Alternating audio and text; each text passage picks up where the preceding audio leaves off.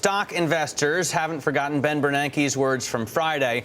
The Fed chief said the U.S. economy is recovering. Futures pointing to a higher open this morning. Our next guest believes it's all a confidence game. And with $3.7 billion in assets under management, he's watching Bernanke very carefully for clues. Dan Veru is Chief Investment Officer at Palisade Capital. Welcome to the program. Thanks for joining us. Thanks for having me. I wonder if, there's sometimes is a perverse reaction when the Fed chief says the economy isn't doing well, because then we expect more help from Ben Bernanke. And that's kind of the idea, I think, that markets are getting this morning around the globe, that QE3 is indeed on the way. Do you get that idea as well? I don't think so, but I still think there's a lot of tools open to the Fed chairman to continue the stimulus, the biggest being keeping interest rates very low for a sustained period of time. I don't think that's fully appreciated by the markets at this point. But, there's a lot of talk of Operation Twist, going out and buying the longer dated maturities on the curve. Do you see that happening? Do you see sort of QE 2.5 at least?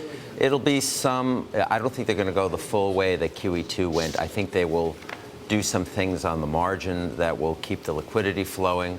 But that's going to be a real important driver. The key route to this whole thing is housing. It's housing, housing, housing. Once that starts to turn around, you're going to see a big acceleration in the economy. So the Fed chief saying, look, we can't do all this heavy lifting. We need some help from Congress, especially where housing is concerned. Actually, that was a message from a lot of central banks to their governments in Europe and the U.S.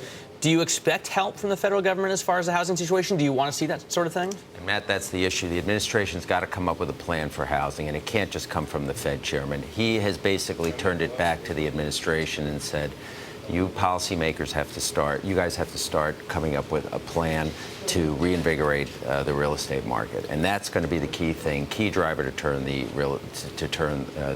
economy around. What do you think about the markets? I mean, the volatility has been incredible.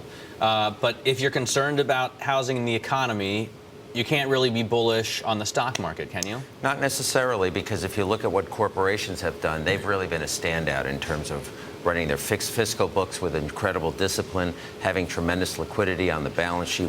A lot of people talk about that. I think we're in a period right now where, as a stock investor, you can do quite well. We see larger companies buying small companies because top-line growth is going to be very difficult to gin up organically. The way it's going to occur is through M&A type of transactions. That's not the only reason why we buy stocks, but if you buy companies with leadership positions in their respective areas, that's the residual effect of what you'll usually see. What if you look for targets? I mean, we have seen a fair amount of M&A through the last 3 weeks of incredible volatility. Right. Do you look for targets out there? Well, again, our process of trying to identify market leaders within small niches, the residual effect of that is they also are targets of larger companies as they want to continue to grow their business. And it's a perfect time to do that because interest rates are low, access to capital is flowing through the high yield and convertible bond markets.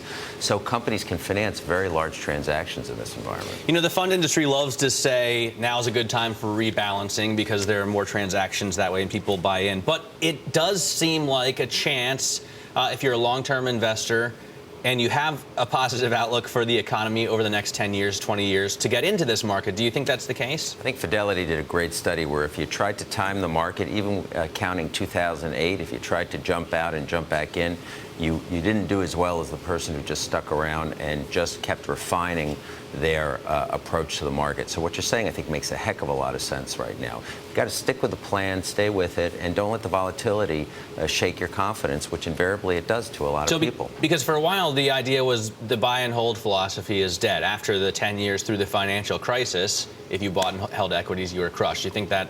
Well, buy and hold didn't work because people held too much equity. To your point, if you keep rebalancing and have targets for your equity and fixed income type weightings and just constantly rebalance it, whether equities are doing well or fixed income is doing well, you should be good. All right. Hey, Dan, thanks so much for joining us. Appreciate you coming in this morning. Thanks for having me. Dan Veru there, Chief Investment Officer at Palisade Capital.